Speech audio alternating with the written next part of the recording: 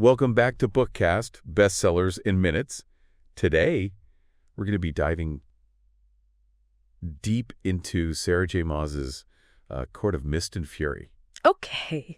So this is the second book in Yeah. her Court of Thorns and Roses series. Yeah. And trust me, things get intense. It But don't worry, we'll break down all the twists and turns for you. Yeah, we'll unpack all of it. Yeah.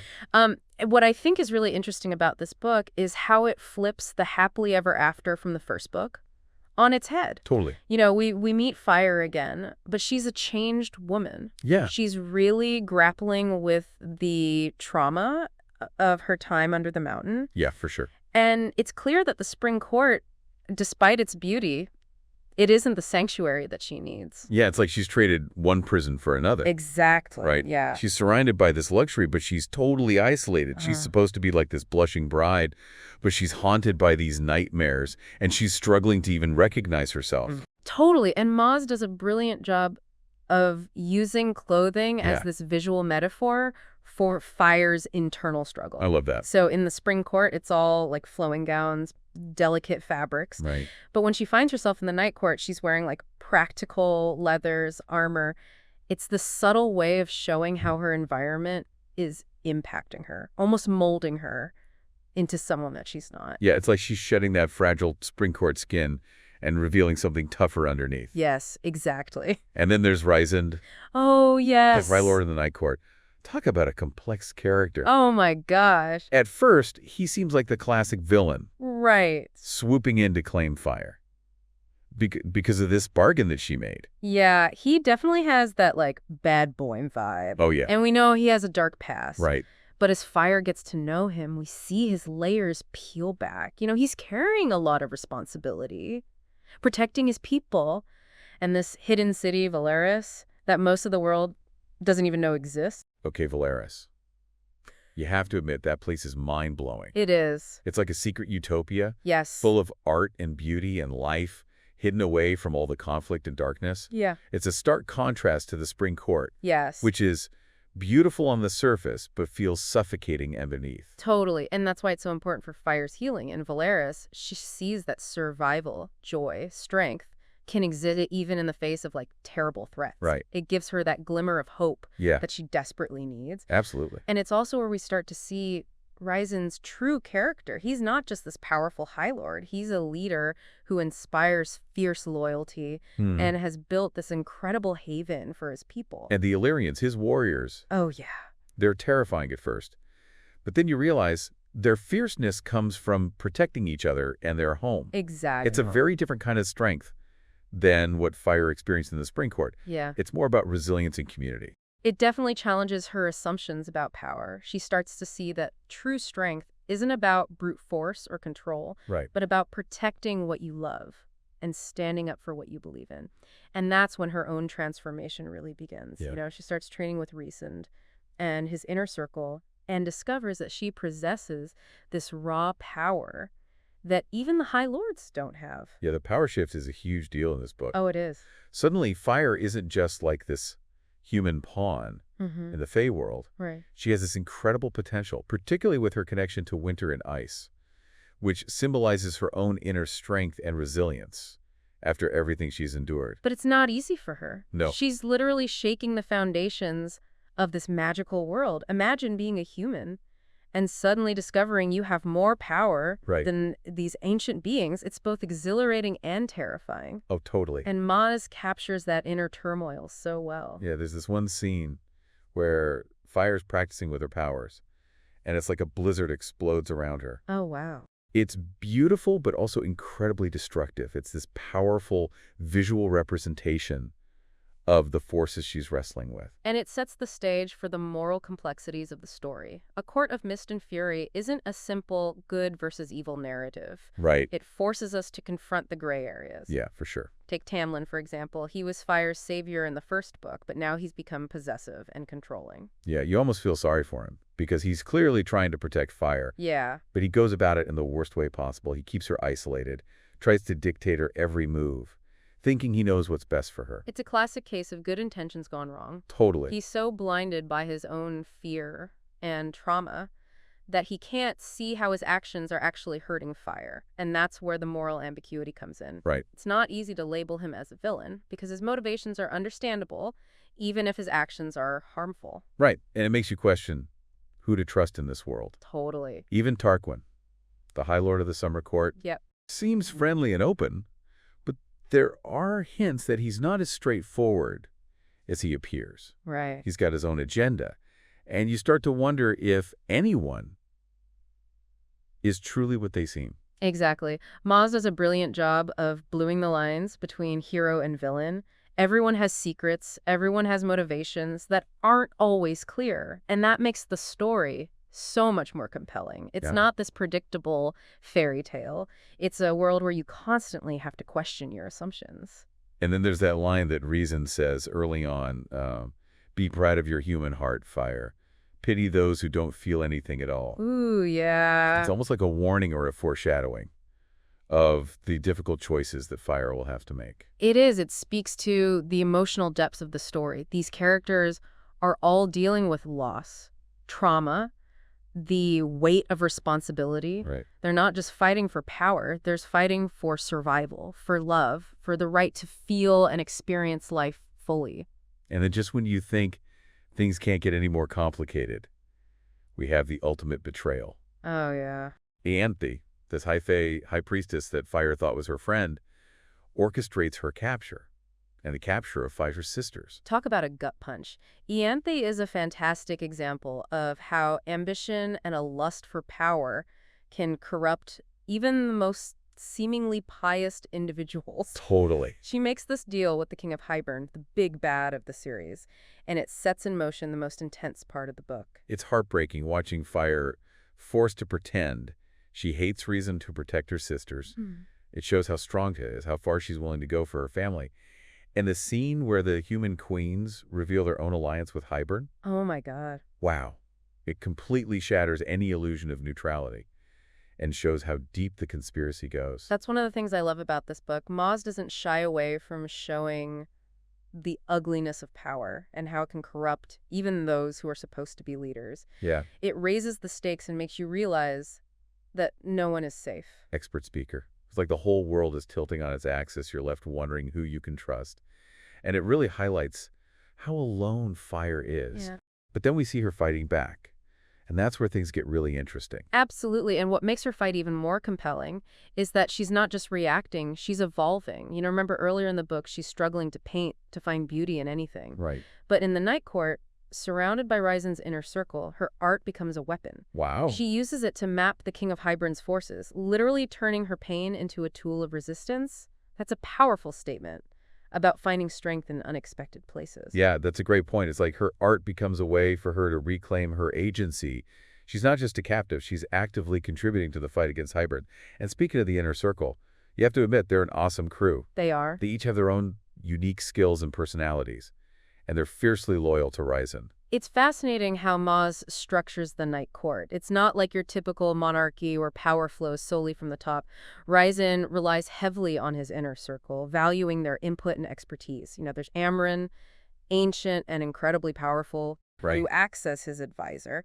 And Morrigan, his cousin, is a skilled warrior and strategist. They're not just sidekicks, they're key players. Totally. And then there's Cassian and Azriel. Yes. Cassian's the brash warrior, always ready for a fight and a good time. Oh, yeah. While Azriel is more reserved, shrouded in shadows, but incredibly deadly. They balance each other out perfectly. They do, and their backstories add another layer of depth to the story. We learn about Cassian's unwavering loyalty and Azriel's traumatic past, which helps explain their personalities and motivations. You know, they're not just strong fighters, they're complex individuals who have faced their own demons. And they all work together seamlessly. They do. It makes you realize that true strength comes from collaboration, from recognizing and utilizing each other's strengths. It's a powerful message about the importance of teamwork and community, especially when facing a common enemy. Exactly. The Night Court is like a testament to the power of unity and shared purpose. Yeah. You know, they're all fighting for something bigger than themselves, and that binds them together. Right. And it's something that Fire, who's been so isolated in the Spring Court, desperately craves. Absolutely. And that's what makes her transformation into Fire Cursebreaker satisfying. Oh, It's yes. not just a title, it's a symbol of her finding her place, her purpose. She's no longer a victim or a pawn. She's a powerful force to be reckoned with. It's a culmination of everything she's gone through. She embraces her power, her connection to the Night Court, and her love for Rhysand. She stands up to the King of Hybern, defends Valaris, and shatters the cauldron. It's truly an epic moment. And the destruction of the cauldron is really symbolic. It's like she's breaking free from the old ways, the traditional power structures that have held her and others captive. It's a chance for a new beginning, a new era where things can be different. It is, and it highlights the theme of challenging expectations and forging your own path. You know, Fire rejects the role that was forced upon her in the Spring Court and creates her own destiny. It's a powerful message about finding your own strength and defining your own worth. And you can't talk about A Court of Mist and Fury without talking about the romance. Oh, The yeah, chemistry between Fire and Rhysand is off the charts. it is. It's passionate, intense, and incredibly steamy, but it's also built on mutual respect and understanding. Absolutely. Their relationship is a partnership. They challenge each other, support each other, and accept each other, flaws and all. It's not a fairy tale romance. Right? It's messy and real, and that's what makes it so compelling. They see each other's darkness and their light, and they choose to love each other despite it all. It's a beautiful portrayal of a mature and equal relationship, which is refreshing to see in a fantasy novel. And their mating bond, which is revealed later in the series, Right. adds another layer of complexity and intensity to their connection. It's this powerful symbol of their love and their commitment to each other. But it's not just the main characters who shine in this book. The supporting cast is equally impressive. It is. We have Lucien Tamlin's loyal friend, who's caught in the middle of everything, and Fire's sisters Elaine and Nesta, each dealing with their own trauma and finding their own paths to strength. Lucien's loyalty to Tamlin, even when he disagrees with his actions, adds another layer of moral complexity to the story. Right. It shows that relationships aren't always black and white, and sometimes loyalty can be a burden as well as a virtue. And Elaine and Nesta are fascinating characters in their own right. Elaine's gentle spirit and connection to nature contrasts sharply with Nesta's fierce independence and warrior spirit. They represent different aspects of femininity and show that there's no one right way to be a woman. Exactly. Maas does a fantastic job of showcasing strong female characters who are complex and multifaceted. They're not just defined by their relationships with men. They have their own agency, their own desires, and their own journeys to take. And let's not forget the world building. Maas creates such a rich and immersive world, full of magic, intrigue, and danger. She does. From the lush beauty of the Spring Court to the dark and sensual atmosphere of the Night Court, each location is vividly described and plays a vital role in the story. And the creatures, the fairies, the Illyrians, the creatures of legend, she brings them all to life with such detail and imagination. You can practically feel the wind in your hair as you fly through the skies with the Illyrians, and you can almost smell the blooming flowers in the Spring Court. Oh my God, it's beautiful. It's a world you can truly get lost in, Yes. and the stakes are incredibly high. The looming threat of the King of Hybern and the approaching war create this constant sense of urgency and danger, propelling the story forward and keeping you on the edge of your seat. You never know what's going to happen next, and the twists and turns keep you guessing until the very end. Maas is a master of suspense and intrigue, and A Court of Mist and Fury is a prime example of her talent. It's a wild ride for sure, and that cliffhanger ending, talk about leaving us wanting more. Yeah. You're desperate to find out what happens next, to see how Fire, Rhysand, and the rest of Prythian will face the challenges ahead. It's a testament to Maas's storytelling, that she can leave you feeling so emotionally invested in these characters and their world. You're not just reading a book, you're experiencing an adventure. And that's what makes A Court of Mist and Fury so special. It's a story about breaking free from expectations, finding your own strength, and fighting for what you believe in, even when the odds are stacked against you. It's a story about love, loss, betrayal, and redemption. It's a story about the power of choice and the resilience of the human spirit. And it's a story that will stay with you long after you've turned the final page. It really is like a game changer. It makes you rethink everything you thought you knew about this world and its characters. And honestly, it makes the first book almost seem like a prologue to the real story. I agree. A Court of Mist and Fury completely reshapes the narrative, setting the stage for this epic saga that spans multiple books and explores themes of war, sacrifice, and the true meaning of power. And one of the things that makes this book so impactful is how it deals with trauma and healing. Feyre's PTSD is not just a plot device. Right. It's a deeply ingrained part of her character arc. Exactly. Maas doesn't shy away from depicting the very real effects of trauma. We see Feyre's nightmares, her anxiety, her difficulty connecting with others. But we also see her slowly start to heal. Yeah. Thanks to the support of Rhysand and his inner circle, they create this safe space for her to confront her pain and reclaim her strength. And that healing is tied to Velaris itself. It's not just a physical sanctuary. Right. It's a place of emotional healing and growth. It is. The people there have faced their own darkness, but they've come together to create a society that values empathy, compassion, and resilience. It's a powerful message about the importance of community and finding your tribe. Yeah. It shows that we don't have to heal alone, and that surrounding yourself with supportive people who understand your struggles can make all the difference. And even though they're facing this huge threat from the King of Hybern, there's this underlying sense of hope and optimism in Velaris. It's like they believe that even in the darkest of times, light can prevail. That's a key theme in the book, the idea that hope can exist even in the face of overwhelming darkness. Right. And it's a message that resonates deeply, especially in today's world. And then there's that shocking moment when the human queens reveal their alliance with the King of Hybern. Oh, yeah. It's like a punch to the gut. It is. You realize that even in a world of fairies and magic, human greed and ambition can be the most dangerous forces of all. Absolutely. It adds another layer of complexity to the story and makes you question everything you thought you knew. It really does. But despite all the darkness and betrayal, Feyre never gives up hope. She chooses to fight, to protect those she loves, and to believe in a better future.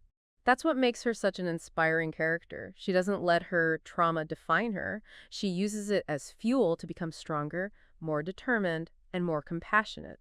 She embraces her power, both literally and figuratively, and becomes this symbol of resistance against tyranny. And in the end, that's what A Court of Mist and Fury is all about. It's about finding your own strength even when you feel broken. It's about fighting for what you believe in, even when the odds are stacked against you.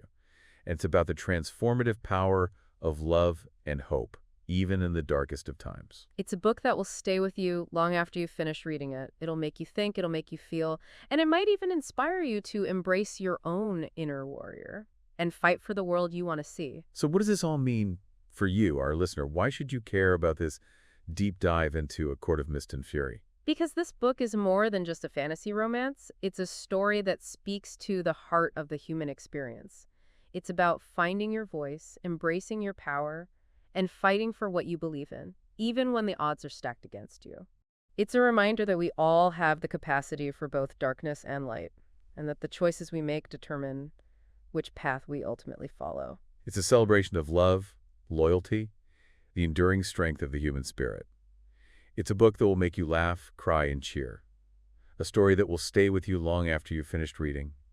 And it might just inspire you to embrace your own inner warrior and fight for the world you want to see. If you haven't already, pick up the book and experience the magic for yourself. You won't regret it. That's it for our deep dive into A Court of Mist and Fury on Bookkast, where we bring you bestsellers in minutes. We hope you enjoy this journey into Sarah J. Maas's captivating world.